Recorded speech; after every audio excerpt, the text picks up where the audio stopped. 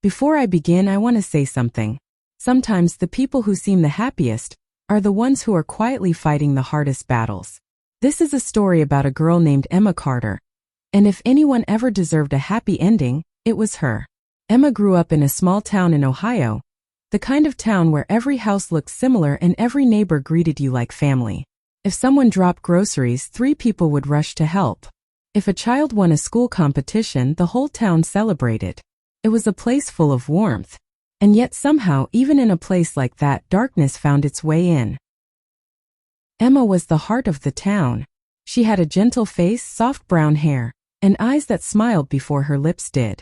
She remembered everyone's birthdays, anniversaries, and favorite songs. She donated clothes without telling anyone, cooked meals for sick neighbors, and volunteered at the animal shelter every weekend. People didn't love Emma only because she was good. They loved her because she made them feel good about themselves. Her mother often said, Emma was born with kindness instead of blood. And everyone agreed. When she met Daniel, people believed it was fate. Daniel had recently moved from another city. He was charming, polite, and extremely well-spoken. To most people, he looked like a dream partner. Tall, handsome, financially stable, and hopelessly in love with Emma. At least that's how it looked. They had a love story that felt perfect, at least on the outside. Their pictures filled social media. Road trips, dinners, holidays, anniversaries. Every photo showed Emma smiling. And everyone believed she finally got the fairy tale she deserved. Except one person, Lily, Emma's best friend since childhood. Lily had seen Emma laugh, cry, panic, struggle, and grow. She knew Emma deeper than anyone. And although she didn't want to admit it, she could see something others couldn't. Emma's smile had changed. Years ago, her smiles reached her eyes. Now they didn't. Earlier, Emma talked endlessly about everything. Now she talked carefully, as if afraid of saying the wrong thing. One evening over coffee, Lily gently asked, "Are you okay? Don't hide from me." Emma simply nodded, saying she was just tired from wedding stress. She didn't argue, didn't get emotional. She just escaped the topic. A few minutes later, Daniel arrived unexpectedly. His presence changed the entire air. Emma stopped talking the moment he sat down. She watched her own words before speaking. She waited for his approval before smiling. It was subtle, but Lily felt it. When Daniel left to take a call, Lily whispered, "If you're happy, then I'm happy. But if something's bothering you, don't stay silent." Emma hugged her tightly, maybe a little too tightly, and said, "Nothing's wrong. It's just wedding nerves." But there was something in her eyes, not joy, not sadness, something closer to fear. The night before the wedding, something unusual happened. Emma called Lily. It was late, almost midnight, and Emma never called that late. Her voice wasn't crying, but it wasn't calm either. It trembled. She didn't say hello, she didn't ask how Lily was. She just spoke one sentence. "After the ceremony tomorrow, I want to tell you something. Something I should have told you earlier." Lily begged her to explain, but Emma said, "Tomorrow. I promise." And then she hung up. Lily didn't sleep after that call. She wished morning would arrive faster so she could see her friend and hear the truth. Finally, the wedding morning came. The town was glowing with excitement. Hundreds of white roses decorated the church. Musicians warmed up their instruments. Guests arrived dressed in beautiful clothes. Everyone waited to see the perfect couple start their perfect life. At home, Emma slipped into her beautiful white dress. Her mother helped her zip the back and fix the veil. Her mother was glowing with happiness, looking at her daughter the way mothers do when they realize their little girl has grown up. She held Emma's cheeks and said, "You look like a dream." Emma smiled, but that smile lasted only for a second. When she turned away from the mirror, her face fell, as if the smile was simply a mask she had forced on. She kissed her mother's forehead, picked up her bouquet, and walked toward the door. Her mother thought Emma looked nervous, like every bride does. Brides cry out of love, fear, excitement. It's normal. She assumed Emma was overwhelmed. Emma got into her car alone. Her mother waved proudly from the doorway. In that moment, no one saw the truth hidden behind Emma's eyes. She drove away toward the church, toward the new chapter of her life. But she never arrived. 2 hours passed. 200 guests waited inside the church. Music was ready, the priest was ready, and Daniel stood near the altar, posing for photographers, wiping tears, talking to guests, telling everyone Emma must be running late. People comforted him, believing the delay was normal. But it wasn't. Emma's phone was switched off. No one could reach her. Her bridesmaids tried her location but nothing showed. The car wasn't found on any main road. Panic slowly spread, but no one wanted to think the worst. Everyone waited, believing the bride would walk in at any moment. But she didn't.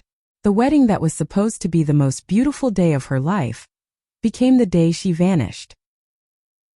In that moment, no one knew it. Not her mother. Not her best friend. Not even the groom. But Emma Carter was already gone. And the secret she was planning to tell her best friend the next day was a secret she would never live long enough to reveal. Because this wedding was never meant to happen. Not for Emma. Not with Daniel. Not in this lifetime. That was the last morning anyone ever saw her alive. The guests would later say it felt like time stopped that day. At first, nobody noticed anything strange.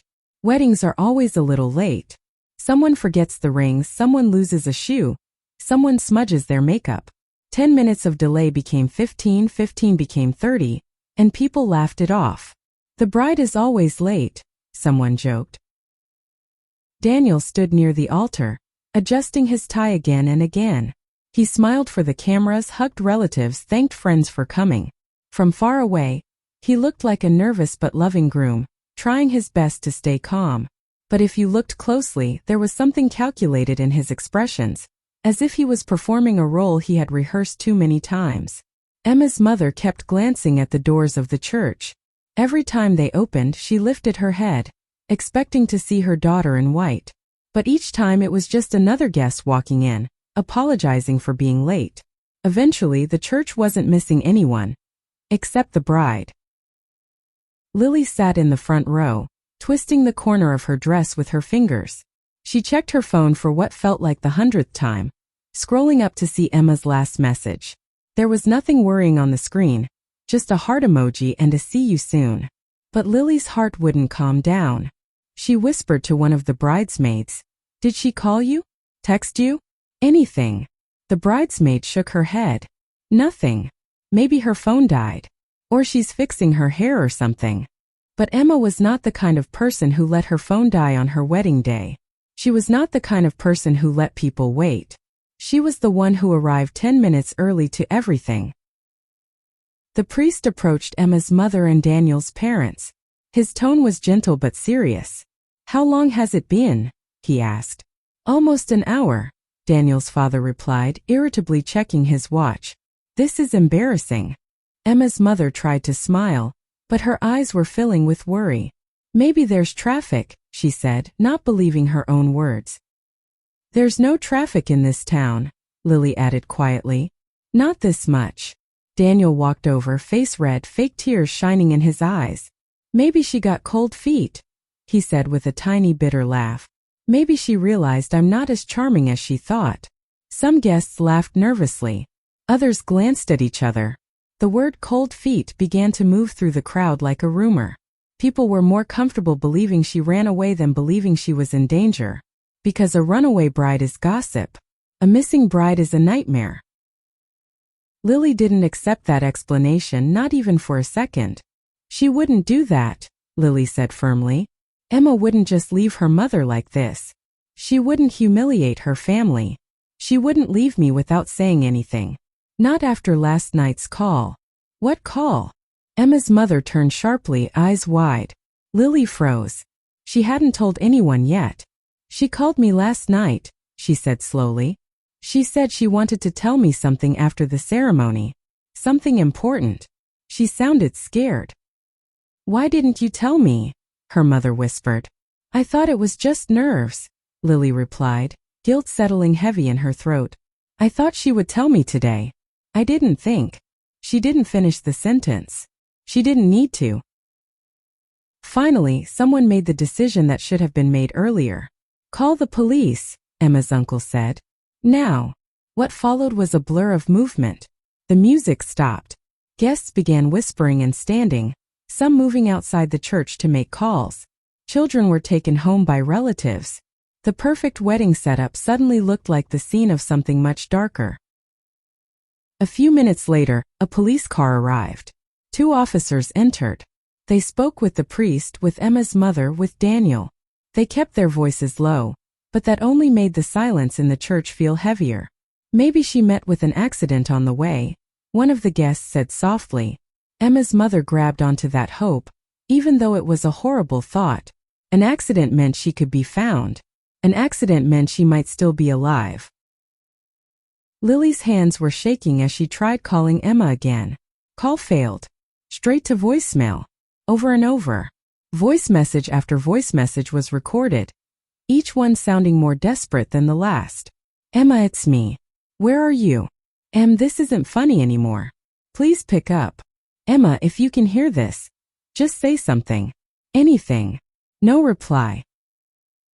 Outside, Daniel stood in front of the church, talking to one of the officers. His voice was loud enough for some people to hear. She was fine this morning, he said. We spoke last night. We said good night and that we'd see each other today. She didn't seem upset or anything. She wanted this. We both did. He wiped his eyes again, but there were no tears now, just rubbing. An officer asked, does she have any history of depression? Panic attacks? Any reason she might run away? Daniel sighed heavily.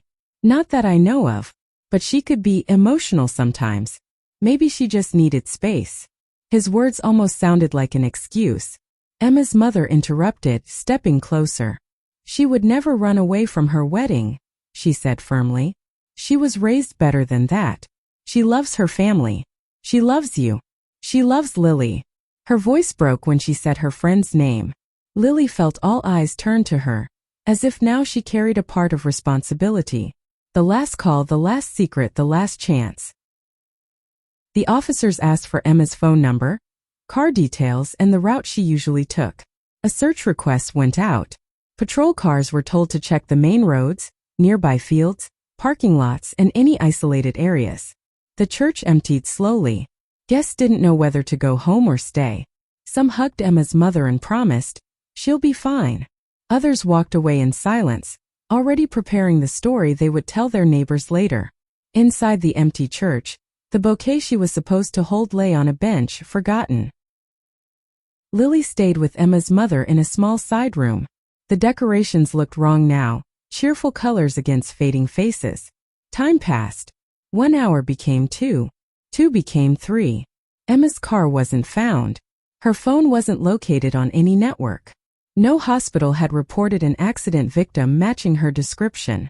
No CCTV on the main road showed a white car passing at the time she left home. It was as if she had left the house and disappeared into thin air. The sun began to set, turning the white flowers outside the church into gray silhouettes. The police started treating the situation not as a delay, not as cold feet, not as an accident, but as a missing person case. Finally, one of the officers sat down with Emma's mother and said carefully, we'll file it officially now. A missing bride, last seen leaving her home this morning. We'll check nearby gas stations, security cameras, traffic cameras, everything we can. Emma's mother nodded slowly, clutching her daughter's veil in her hand as if it were the last piece of her. Lily stepped outside for a moment to breathe. Her phone buzzed with messages from guests, asking if there was any news. She ignored them all. Her mind replayed the last phone call again and again. Emma's trembling voice. After the ceremony, I'll tell you something. Something I should have told you earlier. What was it? A doubt about the marriage? A secret about Daniel? Something from her past? Something that scared her? Lily didn't know. And now every second that passed made that unanswered question feel heavier, more deadly. Daniel approached her. His face was pale, but his eyes were strangely sharp. She called you last night, he asked. Yes, Lily replied quietly. What did she say? He pressed. She said she wanted to talk after the ceremony, Lily answered. That's all. Did she say anything about me? His tone was calm, but there was something cold beneath it. Lily held his gaze. Why? Is there something she should have said? He didn't reply. He looked away, took a deep breath, and walked back toward the officers, playing the role of the devastated groom once again. Night fell. Streetlights turned on. The church was finally closed. The decorations that had been placed so carefully now rustled in the dark wind. Emma's dress, her flowers, her dreams, all of them were still here. But she wasn't. Her mother went home with a police officer, in case they needed to search the house again. Daniel said he would cooperate with anything the police needed. Lily went back to her own place but didn't turn on the lights. She sat in the dark staring at her phone.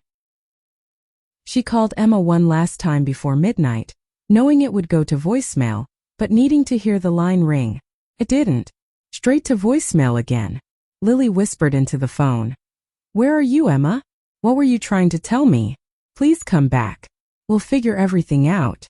Just come back." But silence doesn't answer questions. That night, the town of Ohio went to sleep with one thought circling in everyone's mind. A bride had left for her own wedding and vanished without a trace. No car, no phone, no message, no goodbye. And somewhere in the middle of that silence, the truth waited, hidden in the one person who seemed to be suffering the most. The groom who claimed he knew nothing. But someone was lying. And soon the first cracks in Daniel's perfect story would begin to show. The morning after the vanished wedding did not feel like a new day. It felt like the previous nightmare had simply stretched into another 24 hours. The sun rose but nothing brightened. The town was awake, yet everyone moved as if they were afraid to disturb something fragile.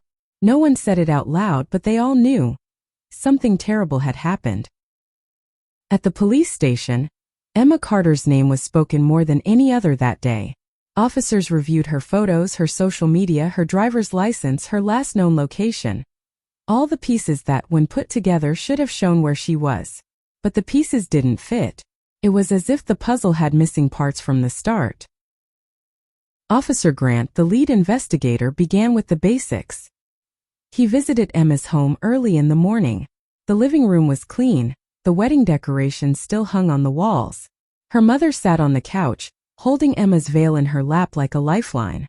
She pointed to Emma's bedroom with shaking hands. Her room wasn't what anyone expected. It wasn't messy, but it wasn't prepared for a honeymoon trip either. There was no packed luggage on the floor. No suitcase waiting near the door. No travel checklist on the dressing table. Everything was exactly the same as any other ordinary day. That detail bothered Officer Grant immediately. Why would a bride leave for her wedding with no bag packed for her honeymoon? Her mother assumed maybe Daniel would bring luggage later. But the officer's silence made her realize that wasn't a satisfying answer. Meanwhile, outside, reporters had already gathered. "Missing Bride Mystery" was a headline too sensational to ignore. Cameras pointed at every police car. Everyone waited for a statement. Every rumor spread like wildfire, making the truth even harder to see. Daniel arrived at the police station by noon. He looked exhausted, or at least he wanted to look that way. He sat for questioning willingly. To the officers, he played the role of heartbroken fiancé perfectly. "She was fine," he said. "We talked about the wedding. We talked about our future. She was excited. She didn't seem scared. I don't understand why she would disappear." Officer Grant listened carefully, taking notes. Then he asked a question that changed the tone of the room. "When was the last time you saw her in person?" Daniel paused. "2 nights before the wedding," he said. "She wanted to spend the day before with her mother. You know, tradition." Grant didn't look convinced. "So you didn't see her the night before her wedding?" "No," Daniel answered calmly. Too calmly. The next question was sharper. "Did you talk to her on the phone last night?" Daniel nodded. "We said good night. She told me she loved me. Everything was perfect." Perfect. The word slid strangely in the air. Real life is rarely perfect. Something that is perfect is usually rehearsed. After the questioning, Daniel was asked to wait outside. While he sat in the lobby pretending to cry into his hands, Lily arrived at the station. Her eyes were red, sleepless, terrified, determined. She walked straight to the front desk. I need to speak to whomever is handling Emma Carter's case. When she sat across from Officer Grant, she didn't ask permission to speak. She began immediately. She didn't run away. She didn't change her mind. Someone took her. And I think she was scared before the wedding. Grant leaned forward. Did she tell you something specific? Lily shook her head. No. But something wasn't right. She wasn't the same for months. She smiled, but she wasn't happy. She acted like everything was perfect, but she wasn't okay. And did you ever ask her why? Many times, Lily whispered. She never told me. But last night she called. Grant stopped writing and looked up. What did she say? She said there was something she needed to tell me after the ceremony. Something she should have told me earlier. And you don't know what that something is? No, Lily said, voice breaking. But I know she was scared. I could hear it in her voice. Grant exhaled slowly. For the first time, the case shifted tone from disappearance to potential danger. Did you mention this call to the groom? He asked. Yes. And how did he respond? He asked if she said anything about him. Grant didn't hide the change on his face. He got up from his chair and asked another officer to bring Daniel back in. The second round of questioning looked different. This time, the kindness in the officer's tone was gone. Questions became sharper, faster. You told us she acted normal in your last call. But her best friend says she was scared. Why the difference? I don't know, Daniel snapped. Maybe she wanted to talk to her friend about something private. Not everything is about me. Did you ever argue with her recently? Every couple argues, he replied defensively. But nothing serious. Did she ever talk about calling off the wedding? Daniel laughed, too loudly, too forcefully. Of course not. Why would she call off the happiest day of her life? His phrasing bothered everyone in the room. Not her happiest day. The happiest day.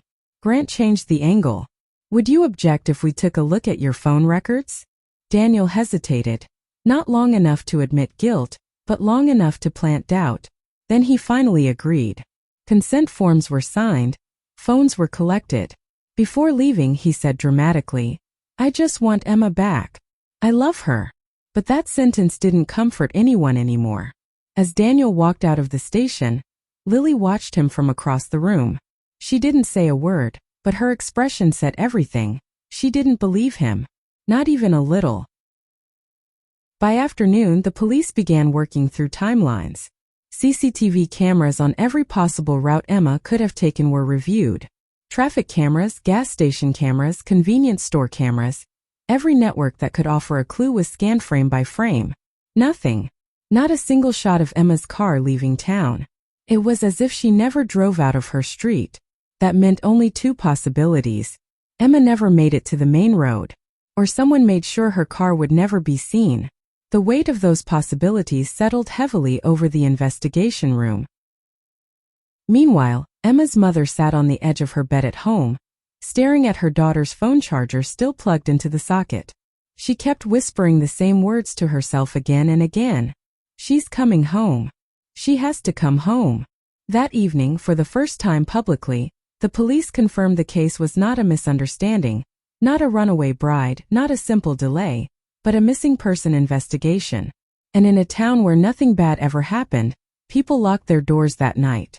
Parents held their daughters a little tighter. Friends called each other before sleeping. Fear spread quietly like cold wind beneath doors. But one truth had already begun to rise through the silence. Someone knew where Emma was. Someone knew what happened. And that someone was pretending to be a victim too. The investigation had only begun. And already Daniel's perfect image had started to crack. Soon those cracks would tear open. And the town would finally see the man hiding behind the charming smile. There is something unsettling about discovering darkness in a person you once trusted. It doesn't appear suddenly like a storm. It arrives slowly, quietly, like shadows lengthening with the sunset.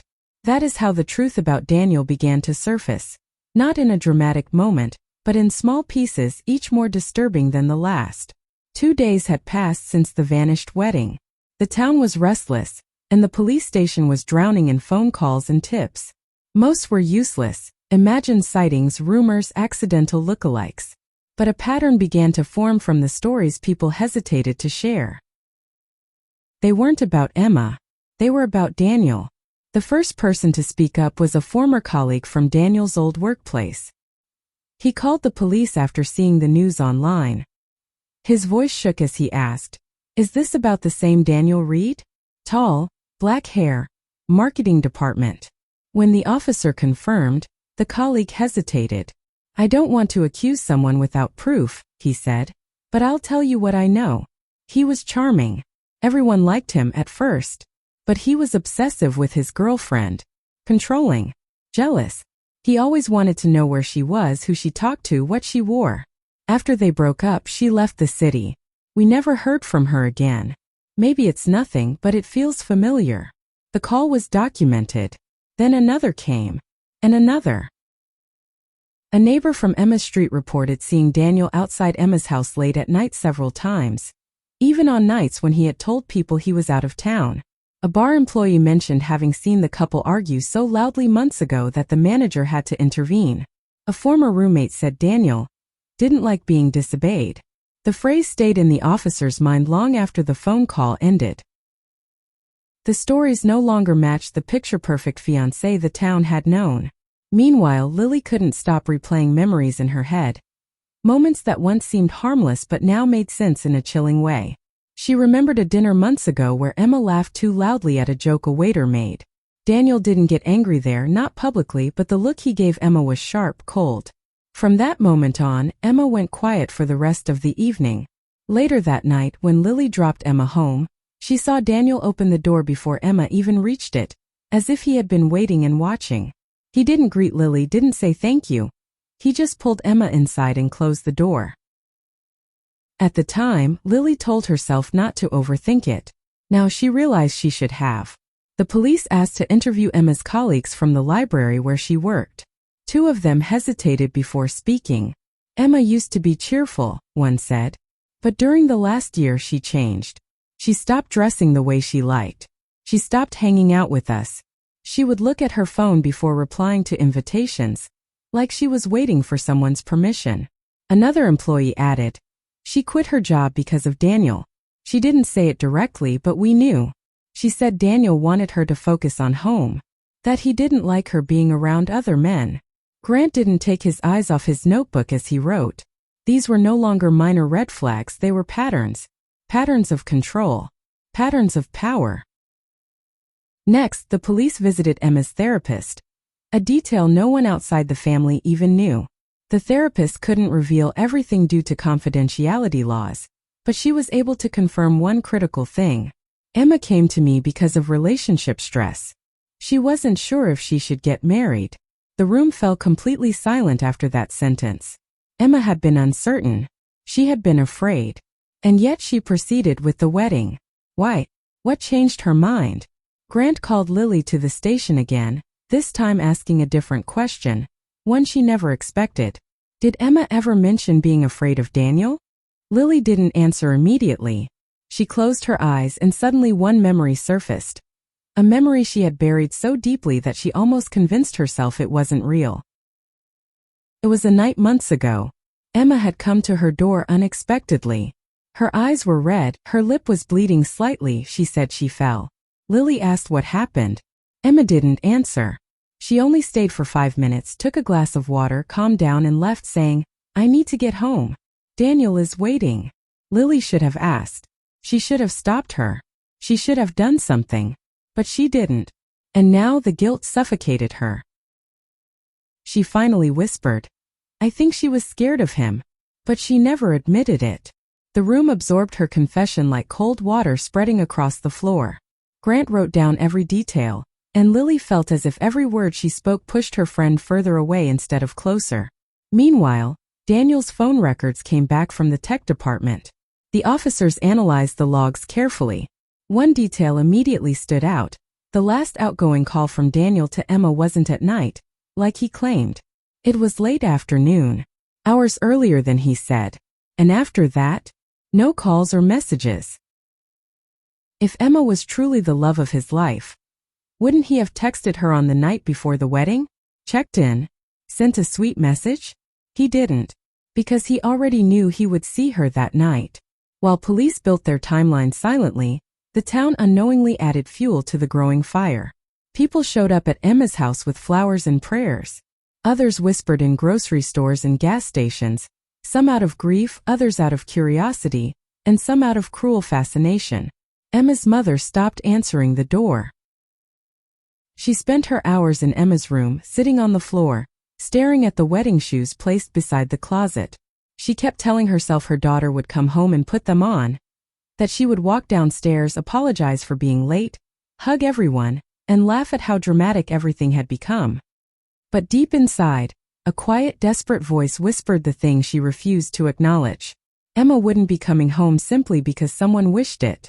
By the third night of the investigation, the truth became unavoidable.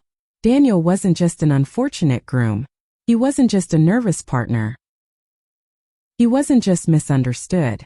He was someone who needed control and couldn't tolerate losing it. The town had adored him because he wore a perfect mask. But that mask was thinning, and beneath it was something dark, angry, and frightening. Every witness statement, every memory, every tiny detail pointed to one painful conclusion. Emma wasn't a runaway bride. She wasn't confused. She wasn't careless. She was trapped by someone who wanted love on his terms, someone who believed she belonged to him, someone who had already begun preparing for a life with her, whether she wanted it or not. The investigation had crossed a line now. It was no longer about finding a missing bride. It had become a race against time, to discover whether Emma was still alive, or whether the truth was already too late. 3 days had passed since the wedding day that never happened. What once looked like celebration now felt like mourning. Posters of Emma's smiling face hung across the town. Coffee shops, schools, streetlights. Each one asking the same desperate question. Have you seen this woman? People wanted to help. Volunteers searched parks, forests, abandoned buildings, empty roads. But as hope stretched thinner and thinner, a terrible realization began to whisper in everyone's mind. Maybe they weren't searching for a missing person anymore. Maybe they were searching for a body. On the morning of the fourth day, the phone rang at the police station. The voice on the other end belonged to a truck driver who had been passing by an old riverbank near the outskirts of town. He didn't sound scared, just uncertain. I don't know if it means anything, he said, but I saw a white car down by the water. It looked like it had been there for a while. Maybe somebody abandoned it. A white car. Emma drove a white car. Within minutes, patrol units were dispatched. Lily heard about it before the police could even notify the family. She drove straight there, her heart pounding so painfully she could hardly breathe. The riverbank was quiet when the police arrived. The water was low and sluggish. The trees on the shore shed fading leaves into the mud. Everything felt heavy. And then they saw it. Half hidden by bushes and dirt, there it was, a white sedan. Emma's car. Lily collapsed to her knees when she saw the license plate. She recognized it instantly. The numbers and letters were engraved in her memory from the dozens of drives they had taken together. Her breath broke as she reached forward, only to be stopped by an officer. Please stay back. She didn't argue. She couldn't. Her body felt frozen, like grief had turned her to stone. The car windows were up. The doors were locked. From the outside, nothing looked broken or smashed. No shattered glass, no dents, no signs of violence. Just a silent, abandoned vehicle near a slow-moving river. When the officers unlocked the car and pulled the doors open, every heart on the riverbank paused. The seat was empty. Emma wasn't there. For a moment, hope flickered again. Maybe she had escaped, maybe she was alive. But then came the second possibility. Maybe someone had already moved her body. Inside the car, everything looked untouched. Keys gone. Phone gone. Purse gone. No sign of struggle. No blood. No DNA. But there was one thing. Inside the glove compartment, folded gently as if placed with intention, was a wedding card. On the front, in delicate cursive letters, were the words, "To Daniel, my husband." An officer opened it carefully. Inside, a handwritten message said, "I'm sorry I couldn't be the woman you wanted. A sentence that looked like an apology or a confession. When the card was shown to Emma's mother and to Daniel, their emotions couldn't have been more opposite. Emma's mother screamed. Not loudly but deep, raw, breaking from a place inside her that no one could reach. She kept repeating the words. She didn't write that. She didn't write that. She didn't write that. Again and again until her voice cracked. But Daniel, he nodded slowly, as if this card was the confirmation he expected. I told you, he said. She felt pressured. She doubted herself. She probably didn't want the wedding after all.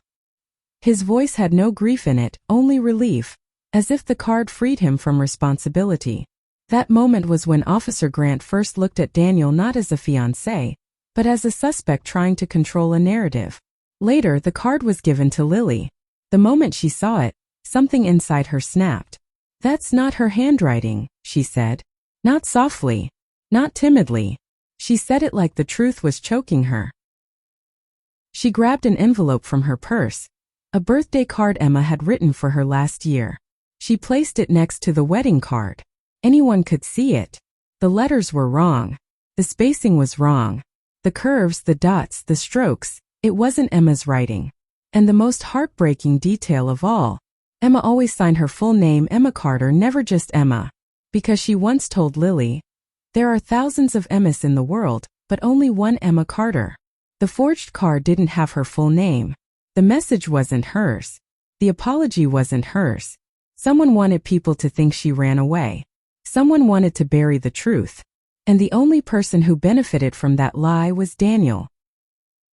That night, the police officially announced that the case was now suspected foul play, meaning Emma did not disappear voluntarily.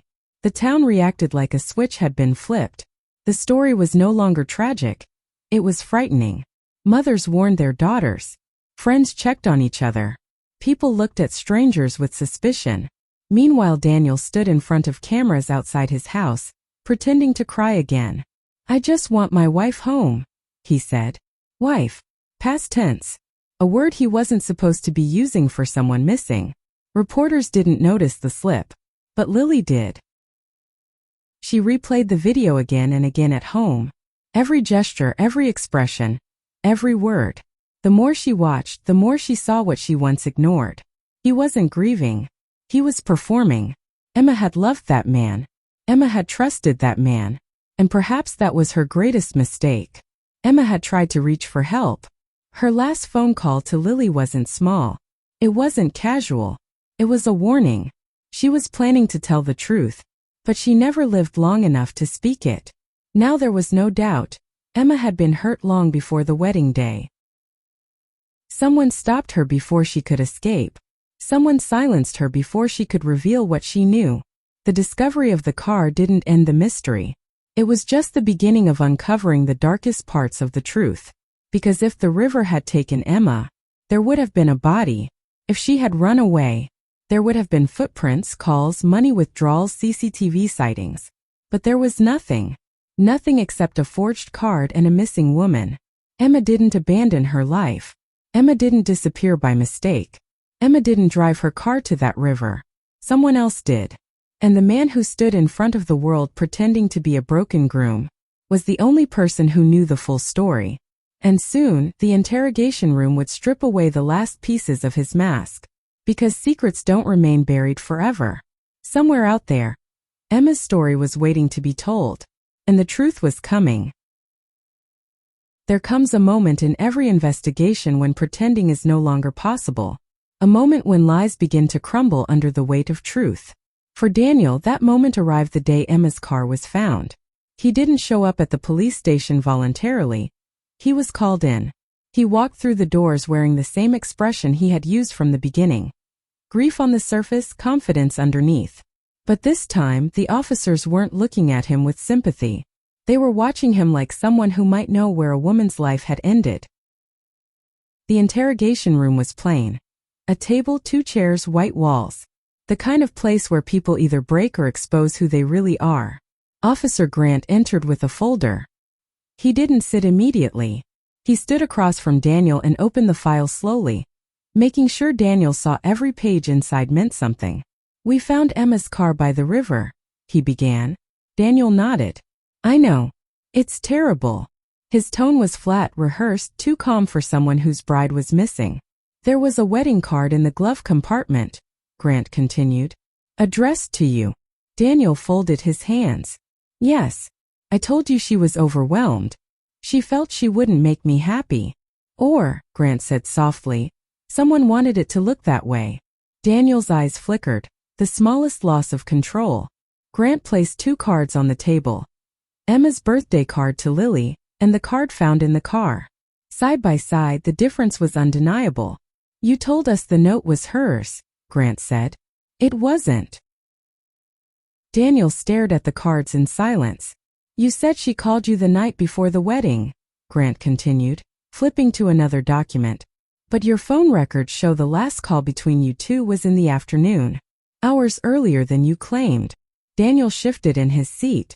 His fingers tapped the table once, a habit of someone trying to stay calm. I must have misremembered, he said finally.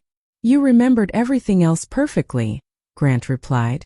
Just not the last time you spoke to the woman you were about to marry? Daniel didn't answer. Grant pressed further. Where were you the night before the wedding? At home, Daniel said. I watched a movie and went to sleep. Alone. Yes. No proof. I don't need proof. It's the truth. The lie hovered in the air with a weight that both men felt. Grant took a seat slowly, as if settling in for a long conversation. Your colleagues say your last relationship ended because you were controlling and jealous. Very similar to what Emma's friends and coworkers are saying about your behavior with her. Daniel forced a laugh. You're trying to paint me as a villain. I loved Emma. She wanted to marry me. Did she? Grant asked. Or was she scared to leave you? Daniel's eyes sharpened. You don't know anything about our relationship. Grant didn't blink. Tell me something then. Why did Emma quit her job? So we could spend more time together. Or because you told her to quit? That's ridiculous. Grant didn't drop it. Did you ever get angry when she hung out with friends? Talked to other men? Made decisions on her own? Daniel clenched his jaw. Every couple argues. But not every argument makes a woman plan to tell her best friend a truth she should have shared earlier, Grant replied, leaning forward. What was she planning to tell Lily? What was she ready to admit at the wedding that scared you? Daniel opened his mouth, then closed it. His silence wasn't grief. It was calculation. Grant changed tactics. We searched her house with her mother's permission. There were bruises and old photographs, faded marks on her shoulders and arms, covered with makeup, hidden, consistent with someone trying to avoid questions. Daniel shook his head quickly. People bruise easily. She was clumsy. She bumped into things. Then why did she stop posting photos of herself completely for months? Grant asked. After she moved in with you? Daniel didn't have an answer. The file on the table wasn't closed yet. Grant placed one more page in front of him. You also told everyone the wedding was her dream, but she spoke to her therapist about wanting to cancel it.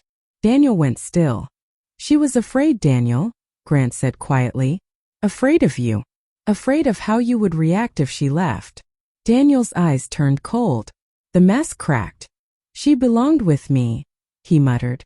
We were meant to be together. She just needed to stop listening to everyone else. People filled her head with doubts. Grant did not look away. So what happened the night before the wedding? She was confused, Daniel said, voice shaking now, not with sadness but with anger. She said she didn't know if she wanted to go through with it. I tried to talk sense into her. Did you argue? All couples argue. Did she ask to leave you? Daniel slammed his hand on the table. She wasn't thinking clearly. Grant didn't flinch.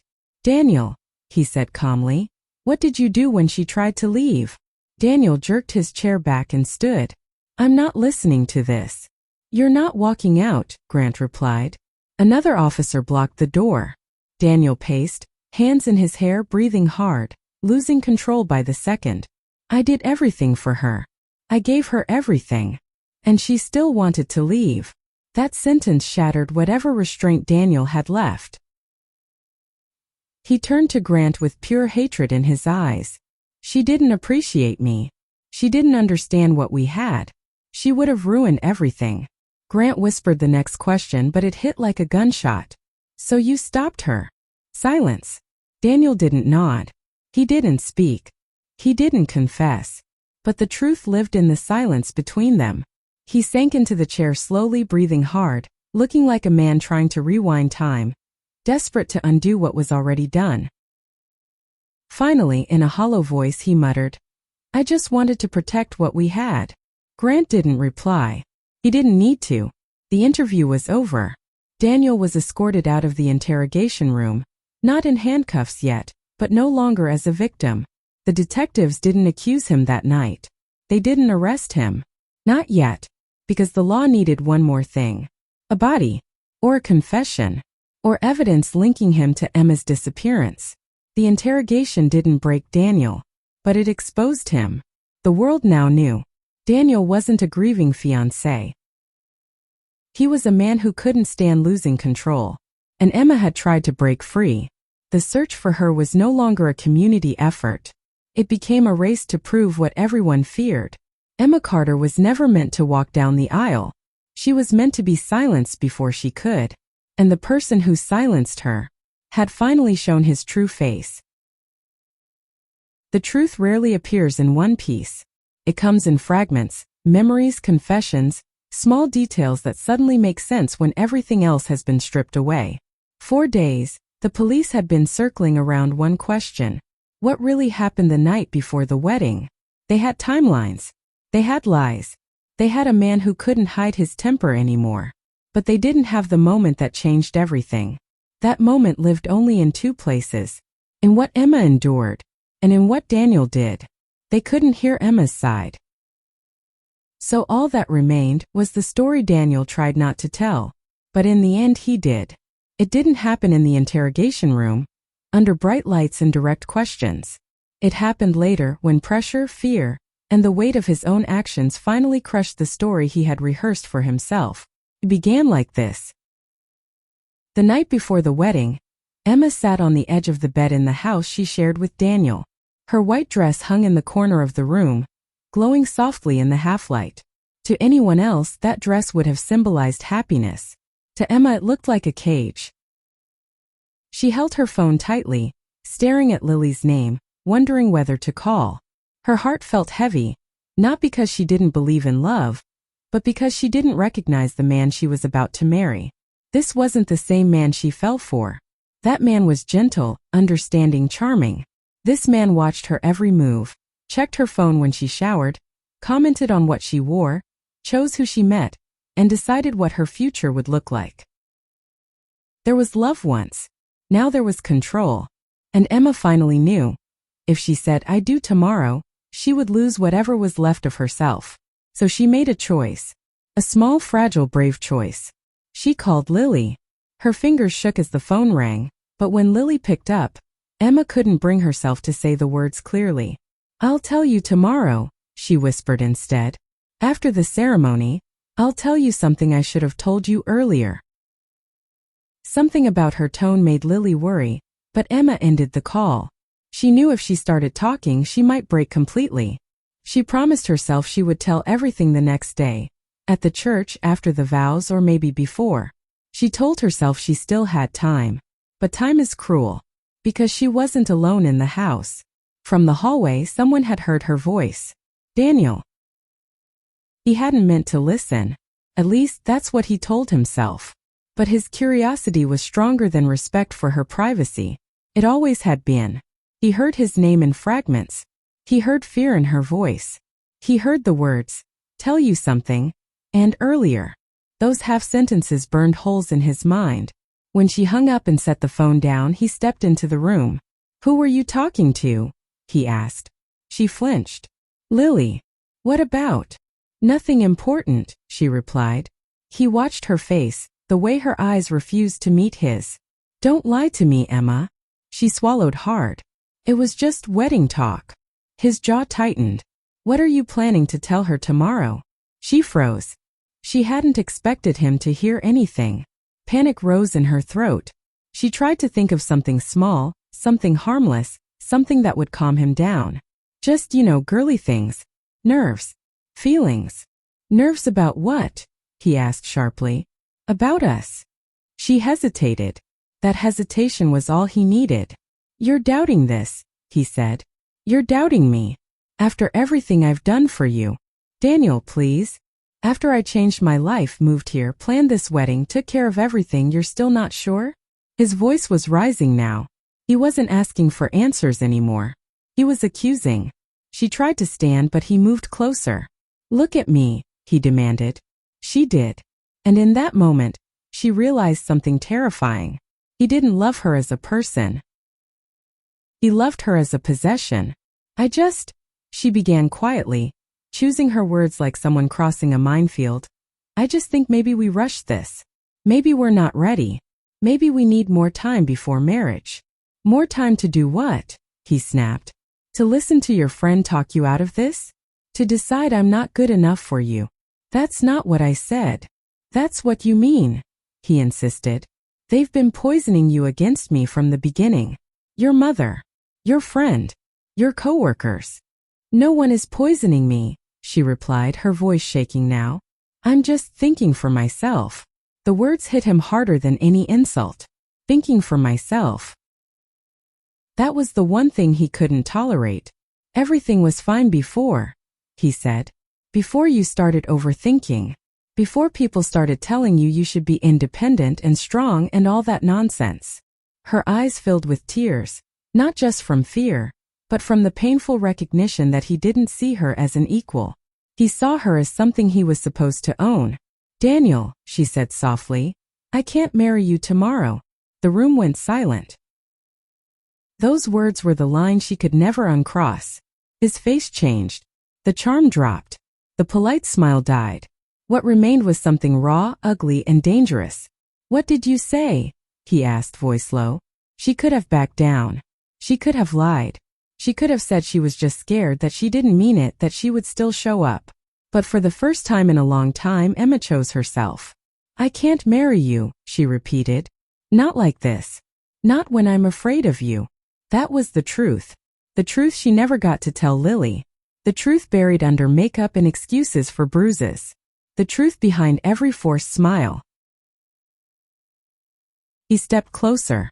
After everything I did to make this work, you're going to humiliate me? Leave me at the altar? Let everyone think I wasn't enough. It's not about humiliation, she pleaded. It's about my life. I don't feel safe with you. He laughed, then a bitter, broken sound. You're not safe with me? He grabbed her wrist. Not gently. Not lovingly.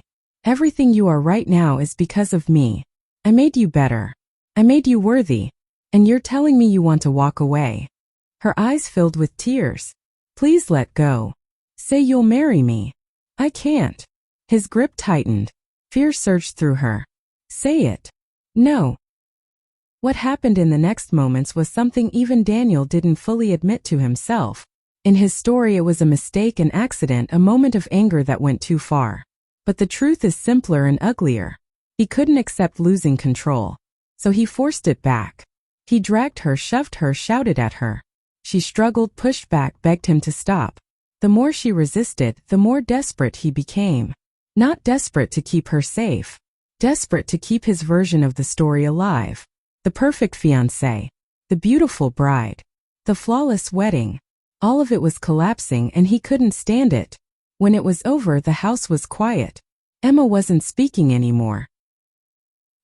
He stared at what he had done, breathing hard, trying to convince himself he hadn't crossed the line he knew he'd crossed. He told himself it was a mistake. He told himself he didn't mean to hurt her. He told himself that if she had just agreed, none of this would have happened. It was easier to blame her than face what he'd become. What he did next was not the act of a panicked man. It was the act of someone who cared more about how things looked than about what they truly were. He cleaned. He moved things. He hid things. He took her and made sure she would not be found easily. Then he drove her car to the riverbank. He left it there carefully, as if he were staging a scene for a play. He wrote a message in a card, pretending to be her, pretending she was apologizing, pretending she was the problem. I'm sorry I couldn't be the woman you wanted. A lie. What she really was was the woman he never deserved. When Daniel finally confessed, half in words, half in the broken pieces of his version of the story, he still didn't say, "I killed her," with clarity. He said, "She wouldn't listen." He said, "I lost control." He said, "I didn't have a choice." But he did have a choice. And he chose to silence Emma instead of letting her leave. That was the truth. Not the version on social media. Not the version in his tears in front of news cameras. Not the version on the card in the glove compartment. The truth was simple and devastating. Emma Carter died because she finally found the courage to say no. And the man who claimed to love her could not bear to hear it. After the truth surfaced, nothing in the town felt the same.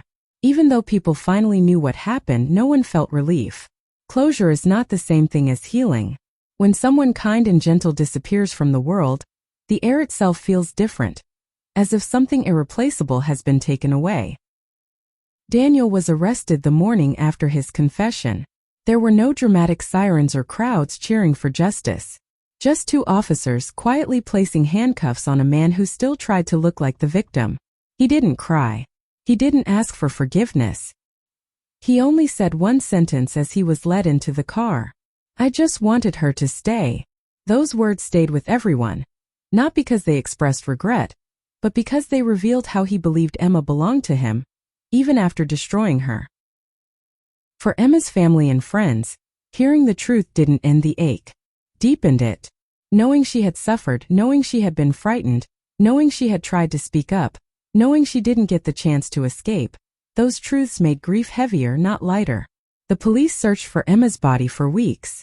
Officers, volunteers, rescue teams, everyone looked. They searched forests, rivers, fields, construction sites, abandoned buildings, and private properties.